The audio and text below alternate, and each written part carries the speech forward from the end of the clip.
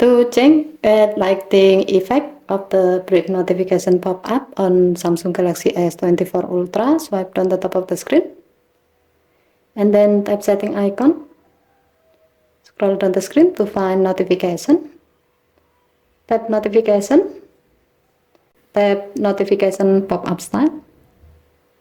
If you have set it to brief, you can change its lighting effect of the pop-up.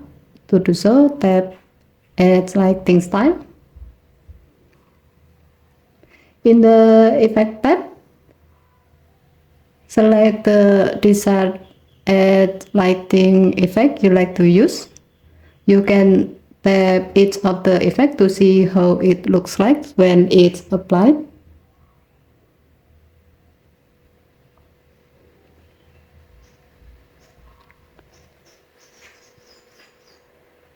You can swipe the screen to the left to see more effect.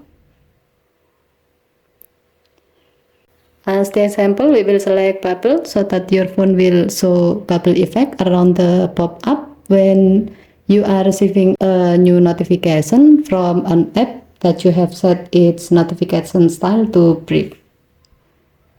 To save the change, tap Done button. Okay, thank you for watching. Have a nice day.